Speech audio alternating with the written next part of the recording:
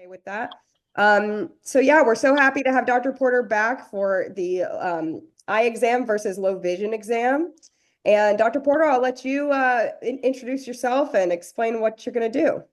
Sure. Thanks, Casey. Uh, I'm Dr. Tom Porter. I'm the Director of Low Vision Services at St. Louis University in the Department of Ophthalmology.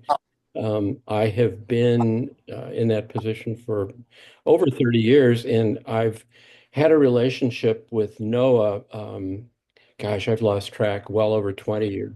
In fact, the way that this presentation came together, there was a NOAA meeting in St. Louis, and Chuck Huss asked me to present the hardware part of driving with albinism, various types of telescopes and things like that. And after I had given this lecture, I ran into the mother of a youngster with albinism, and she said, "Where do I find out more about this?" I go to the eye doctor every year with, the son, and the doctor says there's nothing more that can be done. And I thought that it was worthwhile to compare and contrast eye exams because unfortunately I hear that too often that I went to the eye doctor and they said there was really nothing that could be done. So what I'm going to do tonight is go over what a normal clinical ocular health exam is, and then compare and contrast that with what you should expect when you or a loved one has a low vision exam. So here we go, and write down your questions, and we'll answer those at the end. Yeah, So, you can leave them in the chat too as well, everybody. I'll be keeping an eye on the chat. Sorry, go absolutely. ahead. So, I would think that anyone, either with albinism or have a loved one with albinism, would know very well what a normal eye exam would involve. In our industry, in the eye care business, all eye exams are referred to as ocular health evaluations or assessments. And that says it all. The purpose of an eye exam is to determine the eye health, make a diagnosis and a treatment plan from that. And as I said, that's 99.9% of all exams. So when one has albinism, that becomes the diagnosis that there is albinism. So I'm going to contrast a conventional eye exam, ocular health, with what you should be getting with a low vision exam.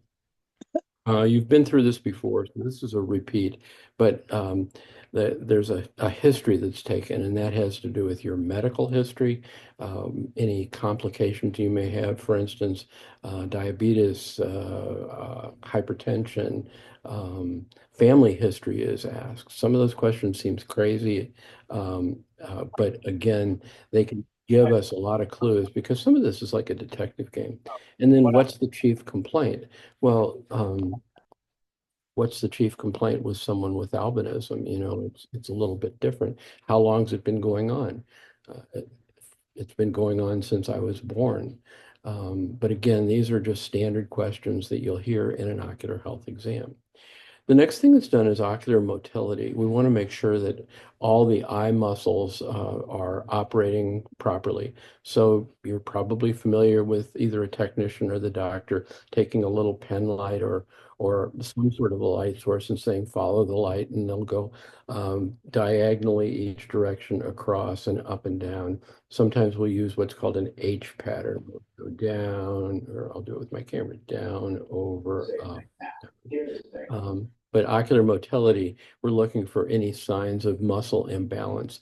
And in albinism, by the way, that's not that uncommon to have strabismus or one of the ocular motility problems. The next thing is a cover test, and a cover test is used to see if there's any latent reason for the eyes to be crossed, strabismus, esotropia, exotropia. And the way that that's done is the patient is asked to fixate, and then uh, the test takes a cover that's covered and then uncovered from the eye. The next thing is tonometry. How much pressure is inside the eye? This is high pressure is one of the signs of glaucoma, and it can be measured in a number of ways. A tonometer is a small instrument we use. We can also use one that's mounted on a microscope. And this is an example of a little tono pen, a little device that we put a drop of a topical anesthetic in the eye and then touch this to the eye, and it registered how many millimeters of pressure is in the eye. Then color vision, and color vision can give us ideas of potential neurological problems, although color vision deficiency is not that uncommon in males. But again, it's just one of the base tests that's done in a routine ocular health exam. And then we get to the visual acuity. You've all had the frustration of having your visual acuity measured. Someone like this technician says, "Can you read the bottom row?" And it's like, "No, I can't. I can maybe see the big E." A standard Snellen eye chart, like what this lady is pointing to, is not a very good eye chart to be used with somebody who's got albinism. Next step is refraction, and you've all seen this big black monster of an instrument, a phoropter. Phoropters are, it's a quick way to come up with refractive error for glasses, but it's not a terribly accurate instrument in those with albinism. And I'll explain that later on in this. But again, that's the sort of the standard of care. There's a phenomenon, and this is an optical principle, and I want you to kind of listen for a second and see if it makes sense to you. The worse the level of vision, the larger the lens incremental change has to be. And by that, I'm saying if a phoropter only measures in what we call quarter diopter steps, as the visual acuity goes down, rather than saying which is better, one or two, it would be which is better, one or about 3 or 4 clicks. So it doesn't really lend itself to people with less than normal vision. The poorer the vision, the larger the increment to get a response. And these are all set up to do just 1/4 of a diopter change. Diopter is the lens measurement. So again, a phoropter is a great, great, great instrument for normally sighted folks, but not for people with less than normal sight. Okay, this is the part that everyone with albinism typically hates. We put in dilating drops so that we can get a look at the back of the eye, at what we call the fundus. These drops take 15 to 20 minutes to get a full dilation, although the reality is those with albinism tend to dilate pretty easily and pretty quickly because there's so little pigment in the iris. But we use one or more instruments to get this. You can, over here at the left-hand side, there's a biomicroscope, and with an auxiliary lens, you can get a really, really magnified view of an area we call the posterior pole. Over at the right, you see the doctor has this headset on, and by using that and that center lens, we can get a more minified but a wider angle view, and we can see way into the periphery. So when we're looking in with the instrument over on the left, we're looking at the center of the eye, what's called the macular area, the posterior pole. When we're using the center and the right, we're looking in the periphery. Okay, let's go on. And this is what we see. The photograph on my right is a normal fundus, a normal retina, and that sort of whitish grayish area is the optic nerve, where all the little nerve fibers run into that optic nerve and then find their way back into the visual cortex in the brain. On the left is a photo of somebody with albinism, and you can see there's so little pigment in the fundus that you can see all of these little blood vessels that are there. The optic nerve again looks in that same regard. Let's go back. So the consultation, and tell me if any of you have heard this. You've got albinism, and there's really no treatment for it, so there's not much we can do. We've got a new prescription. It may help just a little bit, and I think you'll enjoy dark sunglasses. So some of you have been there. That's really how I started the idea of putting this talk together.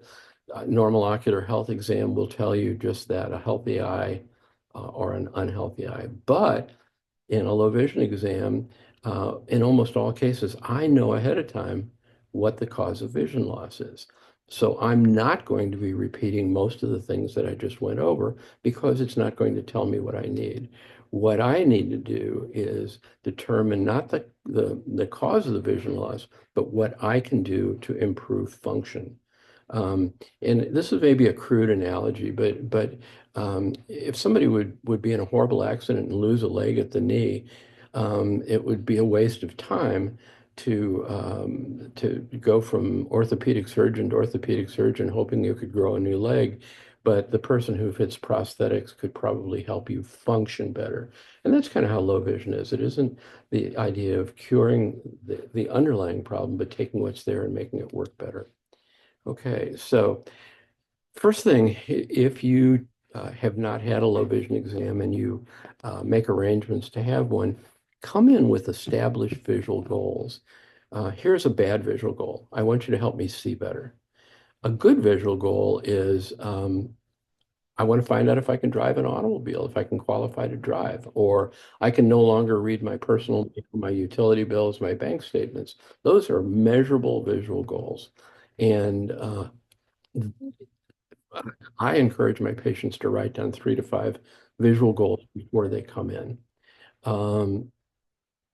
We want these visual goals to also be realistic. Um, and measurable. If you can't read your utility bill, I've got a folder where I can pull out a printed utility bill for our local electric company. And if you can read it in my office with whatever low vision device, we know that we've measured what can be done.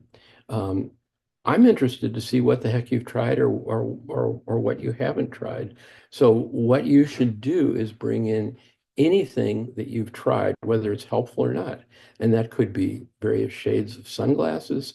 That could be a hand magnifier that you got from your great Aunt Susan when she passed away, or any medical low vision aids. But we need to see what you've tried, partially so that we don't waste your time going over things that you've already tried and weren't helpful. It's not so much what anyone told you about albinism that's important. It's what you have tried on your own that helps us know which direction to go. So bring all your equipment, whether it helps or not.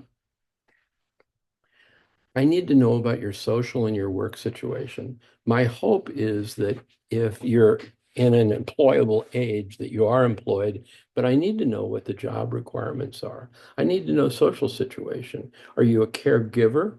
Are you the primary breadwinner in a family? Because very often this would allow us to possibly make coordinate other resources that may be helpful to pay for low vision aids or whatever. I talked about eye charts, and I want you to look at the eye chart all the way on the left. That's a copy of a Snellen eye chart, and that big E at the top is 2200. So we project that onto the wall in the normal ocular health exam, and you say, yes, I can read the big E. And the next increment down is 2100, and you say, no, I can't read the 2100 line. I can't read the next 2 letters. Well, the doctor is going to record that your visual acuity is 2200. But there's a lot of increments in between 2200 and 2100. I mean, believe it or not, there are eye charts that go 2200, 2180, 2160, 2140. And where does this come in? Not necessarily where I just spoke, but let's say that we've got this young person. I'm going to make this a real situation. Young person from the state of Illinois, and they've got to have better than 2100 vision to qualify to drive, but they can't get the 2070 line on here. Well, the reality is there's an increment that we can measure, and so that leads to other types of eye charts. The one in the middle is called an EDTRS chart. Early treatment of diabetic retinopathy study is what those letters stand for. And it's a more common chart to see in a low vision clinic. The increments are a lot closer together. Um, they've picked the letters very scientifically, so there's an equal number of round and sort of squared off letters. Um, when the visual acuity is worse than 2400, then we go to something called a Feinblum chart, and that's the one on the extreme right. And a Feinblum chart allows you to measure visual acuity as bad as, oh gosh, it's can just about measure anything. But the way you do it is you find a size number that the patient can see, and then you record how many feet away the patient is from that chart. For instance, that big 7 at the top is a 700 letter. If I'm standing 10 feet away, it's recorded as 10,700. It's pretty bad. In 2020 terms, it'd be 20,1400 vision. But what this gives us is a way that we can document and follow whether a person's visual vision is actually declining. Now, I will tell you, most of the folks with albinism are not into that Feinblum chart area. They're typically folks that were able to get our acuity more on the better charts. So another thing that's done is how you're asked to read this eye chart makes a big difference. So obviously, if you wear glasses, you're going to do better with your glasses or contact lenses on. Many folks with albinism have nystagmus, the eyes that go side to side. And you need to be allowed to use your null point to get the best visual acuity you can if we're trying to qualify for something based on vision. And I keep going back to driving. If we need to meet a certain visual acuity to qualify you for the possibility of driving, we want to use that. Then another thing is with many conditions, albinism in particular, a patient will score better visual acuity if we can isolate individual letters. There's something called a crowding phenomenon. And when you're really, really, really concentrating on a row of letters, the nystagmus tends to increase and you won't do as well. But if I can present individual letters of the size that we're trying to achieve, you'll often do better because there's no other letter on either side of it confusing you. And then finally, and I don't know if I've got this on there or not. Well, I don't. But finally, it's perfectly acceptable to let the patient read the chart backwards. Sometimes you'll actually read more accurately from the right side to the left rather than the left side to the right. So there's all sorts of little tricks to find out what your best level of performance is. A basic low vision exam is way, way, way beyond just simple visual acuity. Contrast sensitivity is an extremely, extremely important thing. Contrast sensitivity is one of these things that everybody kind of knows what it means, but they have a hard time describing it. Contrast sensitivity is the eye's ability to visually separate what you want to see from the background. And some of the folks with albinism will come in and tell me their vision's cloudy or hazy, foggy, that's another term. And what I've realized after doing this so many years, they're not telling me their vision's blurry. It's that their ability to visually separate the target and the background are the same. And contrast sensitivity is way, way more important than any of us used to really consider. In the world that we live in, there are very few things that are totally black against white, high contrast like that. You've got eye charts and Dalmatians and penguins and Jesuit priests, but there aren't a lot of high contrast things. Everything is really low contrast. Stepping off a curb, driving at night, things like that. So there is a way to measure contrast sensitivity. This chart that I have up is a contrast sensitivity chart. And if you notice, all the letters on the chart are identical in size, but the contrast between the letter and the background goes down. And we find in albinism, contrast sensitivity is impaired. Um, but the reason that the patients don't terribly complain about it is because since it's a congenital condition, this is how it's been all their life. Um, we have and I actually got ahead of myself. Here, this is a foggy day. So you normally sighted people, this would be an example of low contrast. In my own home, we have a black dog and we have a white dog. And last week it snowed like to beat the band. And that white dog just it totally disappeared in the snow. But of course, the black dog showed up.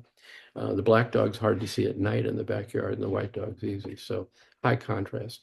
Um, Contrast sensitivity is a great predictor of functional visual skills. The poorer the contrast, the more likely they're going to need specific types of low vision aids. Um, None of the states considered contrast sensitivity on the loss of driver's licensing. A trial frame, and I think I've got another picture of this, is the gold standard for low vision exams. And this looks like I went to the antique store and I asked them what they had in the background. It is a frame that we put on the patient's face and we manipulate the lenses in this frame. It's more time consuming than a phoropter exam, but it's way more accurate. It allows us to put the frame in the same plane as a regular pair of glasses. What you may not have thought about is on that phoropter, if you pull your head back just a few millimeters, you're actually influencing the power of the prescription they're going to come up with. With a trial frame, it's like a pair of glasses, it's on your face. The other thing you can see is the lenses are fairly large. And for those patients with nystagmus, and they need to find that null point, it allows them to use the null point. Lens changes, that just noticeable difference. And we're not going which is better, click or click. I can grab lens increments at a much larger amount than I can in a phoropter. And then you see a bunch of little telescopes in front of the trial frames here. Those are auxiliary lenses, and this is a perfect way that we can actually do that. So this is an example of, oopsie, I kind of missed that. Can I go back and pick that up again? There we go.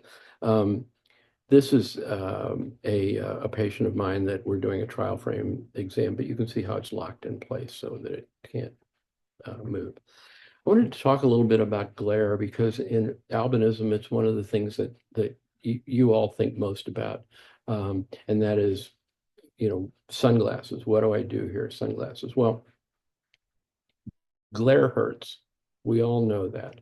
We put on sunglasses to reduce the discomfort of glare, but there's more than one kind of glare, so we'll talk about that. There are actually more than three, but there's several types of glare. I'm going to talk about three right now. Reflected glare, we're all aware of. It's when light bounces off maybe a lake or a snow bank off a mirror. And polarized lenses are very, very beneficial for that. They will filter out some of the glare from that. The second kind of glare is called veiling glare. And veiling glare, we've all experienced this. It's when the light shining into your eye is so bright that it blanks out anything behind that light. If those of you who do drive, you've noticed there are certain times of the day, early morning or late afternoon as the sun's rising or setting, where it gets at that critical angle and you just can't see because the sun is so heavy. That's veiling glare. And then scattering glare is one that we see more often in things like cataracts and the various corneal disorders.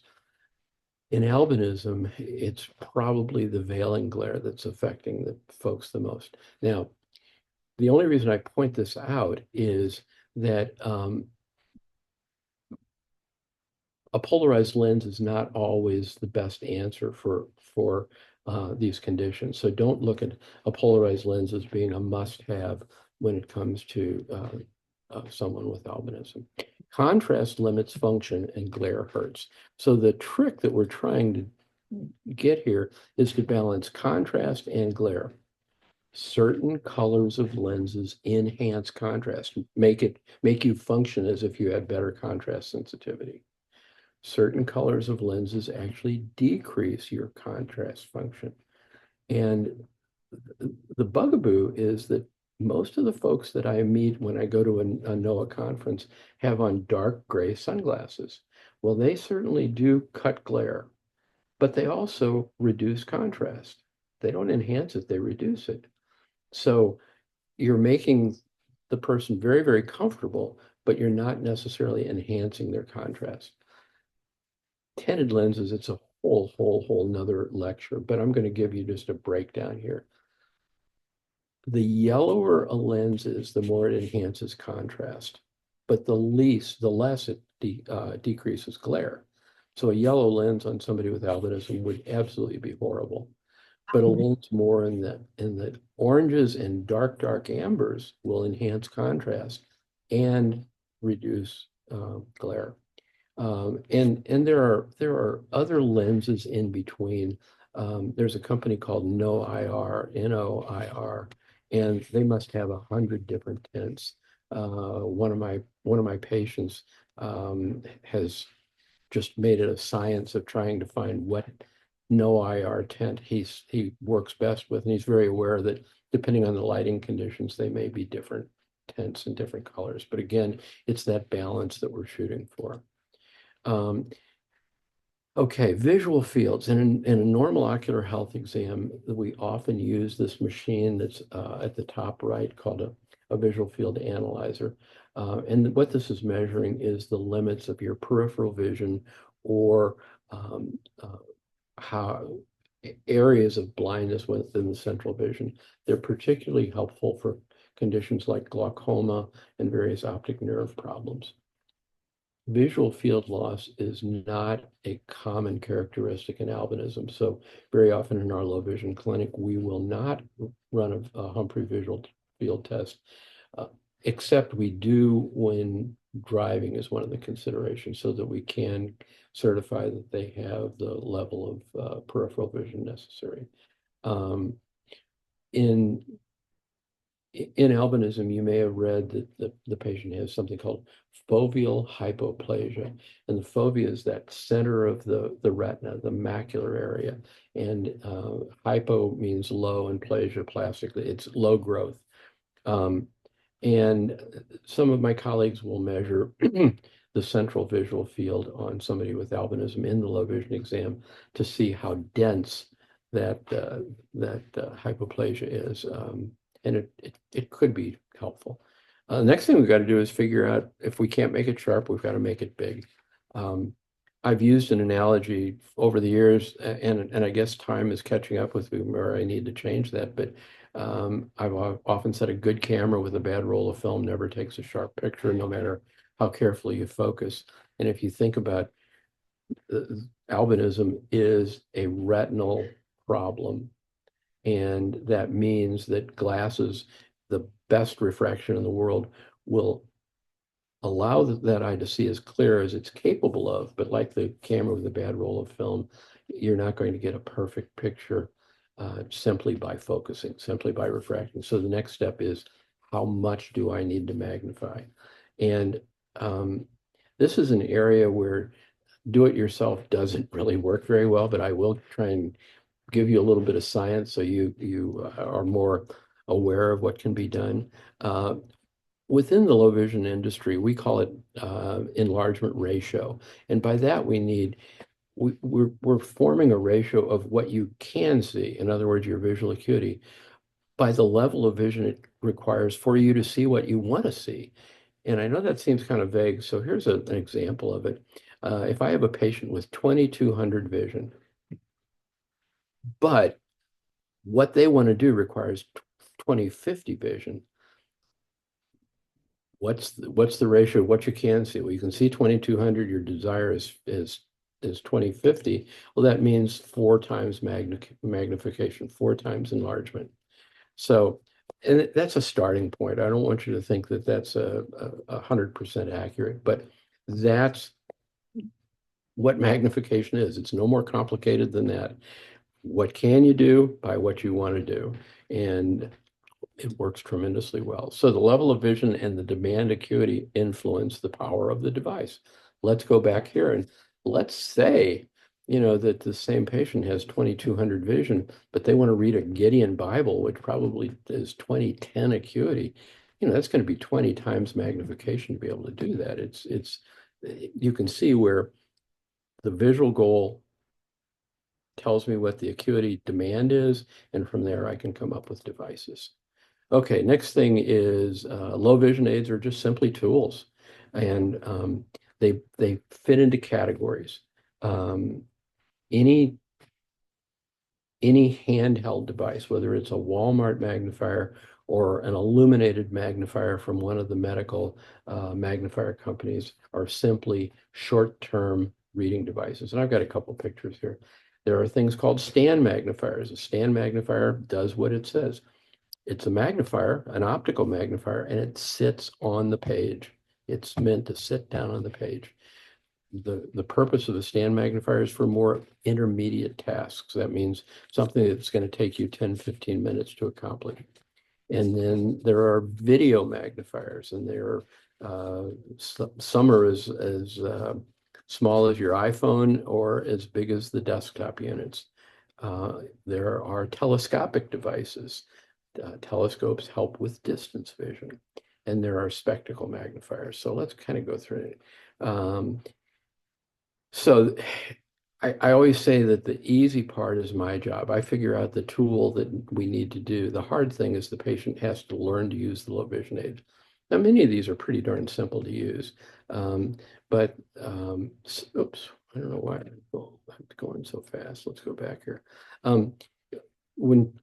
In a month or two, when Chuck and I talk about driving, I have the easy job. I take the measurements and figure out what sort of telescope a patient may need to drive. Chuck has the hard job of training the person how to use it. So again, that's why I depend so much on him. He's the smart one. I'm like the mechanic, I guess. So why are we going backwards? Here we go. Okay, here's a case in point. Twin brothers from Illinois, best corrected visual acuity 2080 to 2100.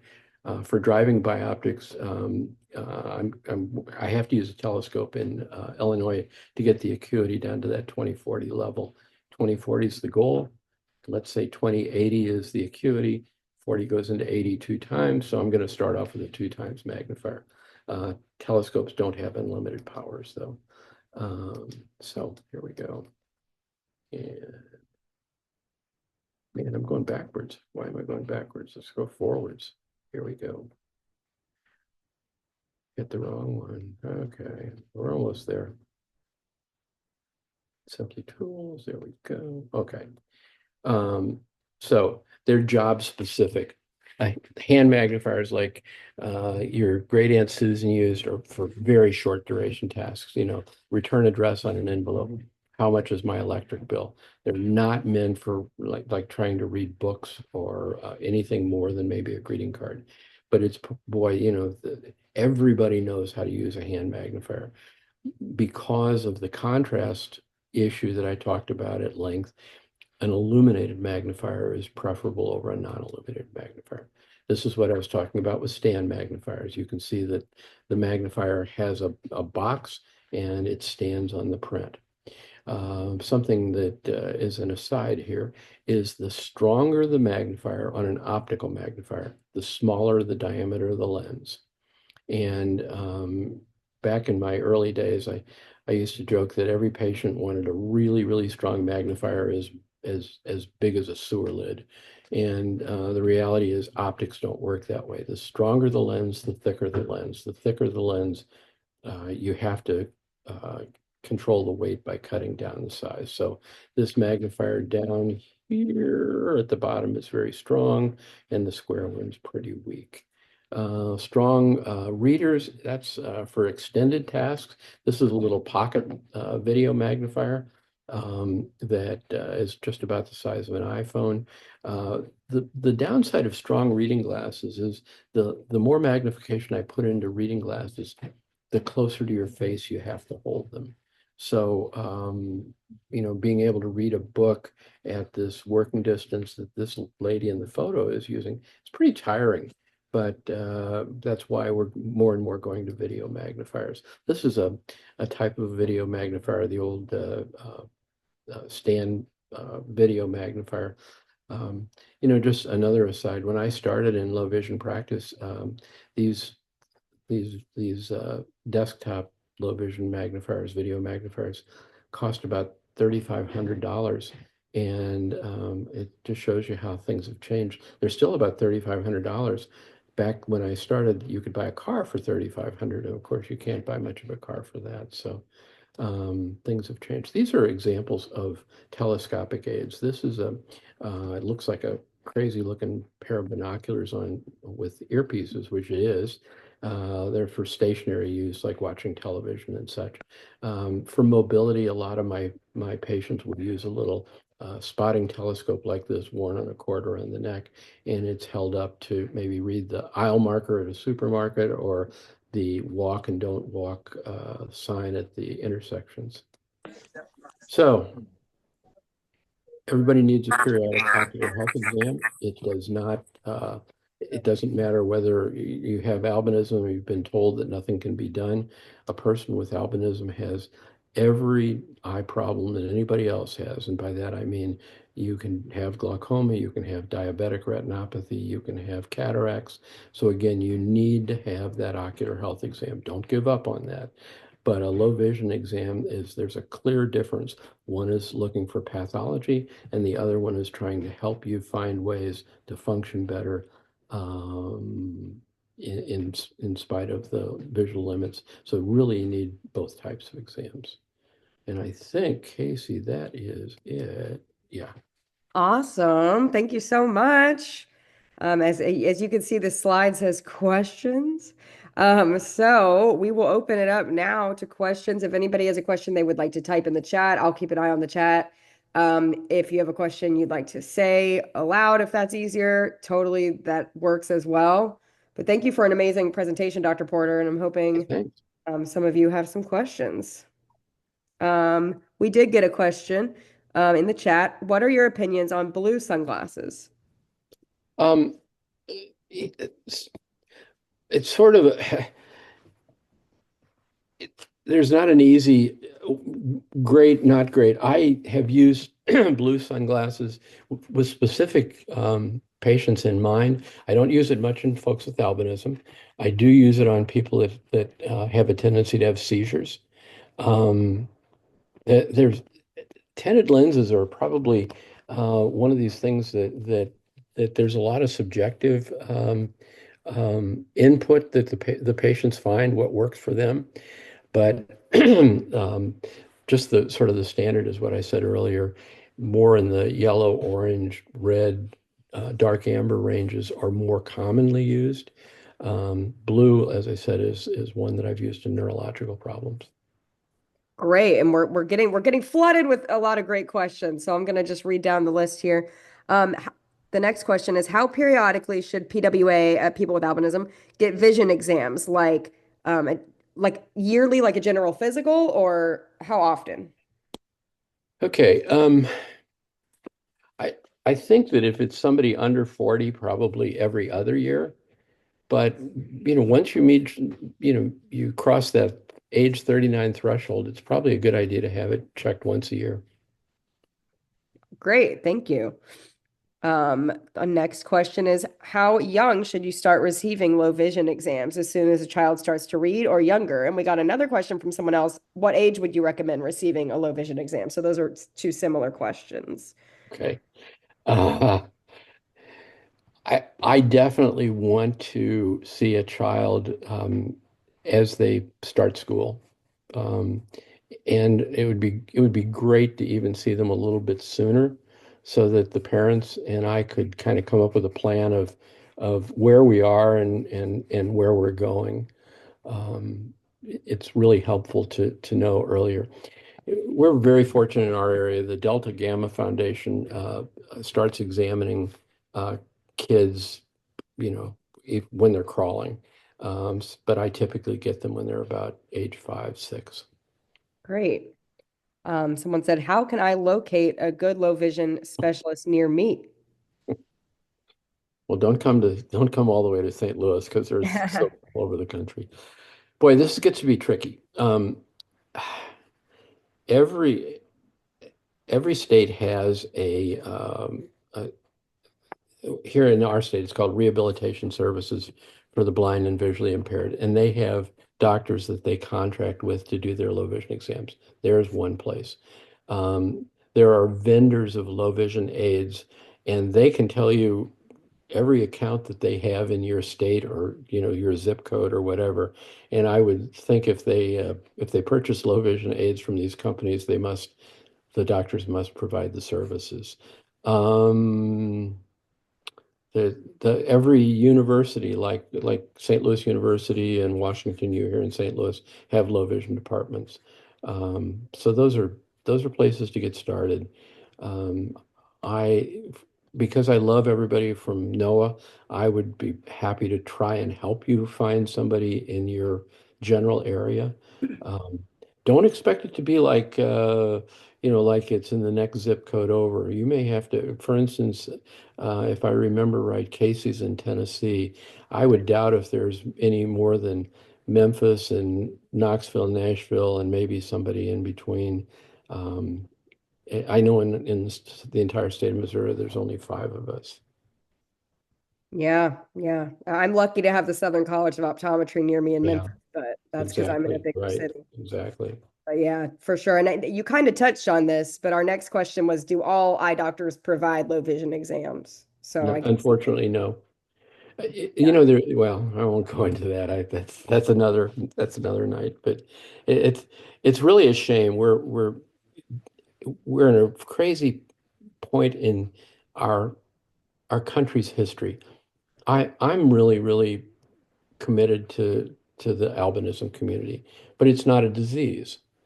But we have an aging population, which means more diabetic retinopathy, more glaucoma, more age-related macular degeneration, and there are not nearly enough low vision eye doctors to take care of that. So, it's a dilemma, and I wish I could get every young eye doctor enthused about helping these folks. Hmm. Our next question, someone said, after my cataract operation, I lost part of my visual field due to a prosthetic iris lens I received. My vision has improved, but my visual field has deteriorated. Do you have any advice for me? I'm just going to have to just avoid that question. Without more information, it would Right, be wrong for me to say anything about that. right, right. If it does anyone have any other questions kind of about the presentation, about low vision exams? Um, it, can I do a quick shout out, Casey? Sure, of course. Okay. Unless Chuck Hess um, bolted from this presentation, he was on. And I think that on this driving in low vision, we're going to probably be going a little bit longer than this presentation. So, I would love to have you here. Chuck and I have done this, gosh, countless years at the NOAA meetings, at the annual meetings, and we're going to kind of do a abbreviated version for all you folks too. I'm not trying to convince people to drive, but I think you need to know what's available to you.